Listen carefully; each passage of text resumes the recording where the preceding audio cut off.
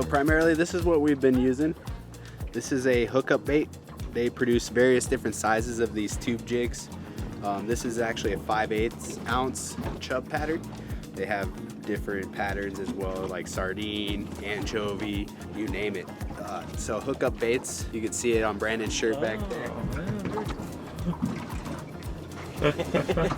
I typically run a braid setup, so I'll do 15-pound braid, and then also I'll run a pretty long fluorocarbon leader.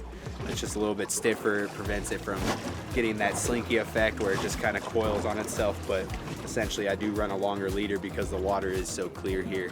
I think the visibility this year is about 50 feet or so, so you can imagine how well the fish can actually see in that water when it's that deep.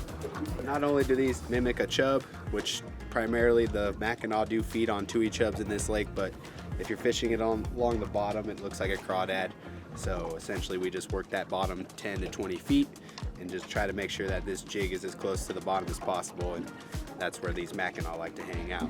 The good thing to do is kind of cast away from the boat, so then when it does sink you have that distance of kind of bottom to fish. Once that line gets perpendicular to the boat or right next to it, reel up and do it again.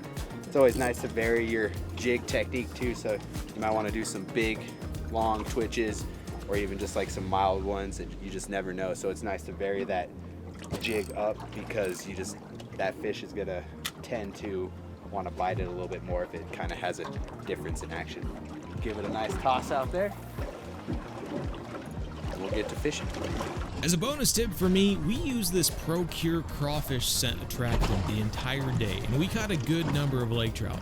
And I'm not sure what an average amount of lake trout is for one morning, but when we returned to the boat ramp, we certainly turned some heads, which may have also been because of Captain Mitch's guiding. So if you're in the Lake Tahoe area, check him out. It may just be more worth it to go out with him and catch some fish. But if you want a whole rundown of our Lake Tahoe trip, you can always check out MDO vlog number 3. But I hope these tips help you and help you find more Mackinaw or lake trout on your next fishing trip. If you enjoyed this video, make sure you hit the like button and subscribe for more content in the future. Feel free to check out a few of our other videos on the Modern Day Outdoorsman, or check out BZ Hub, our outdoor gaming channel, with new videos every week.